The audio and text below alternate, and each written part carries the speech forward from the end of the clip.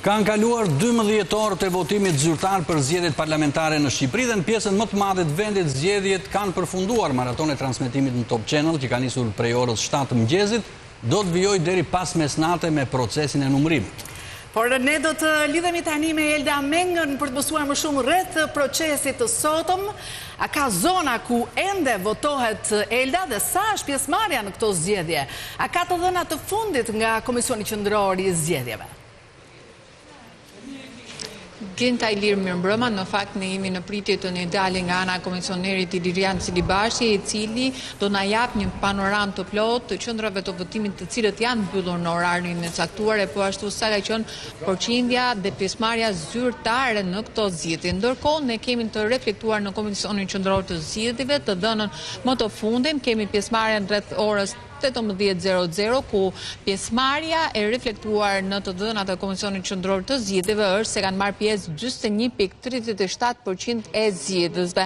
Ndërkohë se i takon qarqeve, kemi pasur një pjesëmarrje të mirë në qarkun Dibër, rreth 50% e votuesve kanë dalë për të votuar dhe për të shprehur vullnetin e tyre, e po ashtu në Kukës kemi një shifër rreth 47.96%, një shifër tejet e lartë.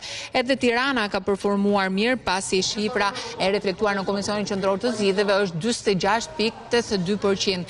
Ka pasur të paktën në disa qarqe një shifër të madhe të pjesëmarrjes, ndërkohë ka qarqe si Vlora, duke qenë se ka pasur një problematik sa i takon kufizimeve në qarkullim dhe reflektohet me një pjesëmarrje 30%, e po ashtu edhe në Shkodër ka pasur një pjesëmarrje 36.82%. Po këto janë të dhënat e reflektuara një orë para se të mbyllet zyrtarisht qendrat e votimit. Pritet për të parë se cila do të jetë pjesëmarrja finale pasi të reflektohen të gjitha të dhënat e mbledhura nga komisionet zonale, të cilat do duhet të përcjellin proces verbalit në Komisionin Qendror të Zgjedhjeve. Ndërkohë, gjithashtu kemi një shifër paraprakje të pjesëmarrjes së votuesve nga jashtë, pasi kanë mbërritur dhe dërgesat e fundit në zarfet e diasporës, ndërsa ishin regjistruar për të marrë pjesë rreth 245.000 votues nga jashtë. Të paktën në Komisionin Qendror të Zgjedhjeve kemi një rezultat të zarfeve, të cilët paraprakisht janë 191 votues të cilët kanë shprehur vullnetin e tyre, por edhe shifrat e diasporës pritet që të zyrtarizohen nga Komisioni Qendror i Zgjedhjeve, pasi dërgesa e fundit mbërriti vetëm pak minuta më parë, duke ardhur në kohë brenda Parkut Olimpik të Tiranës.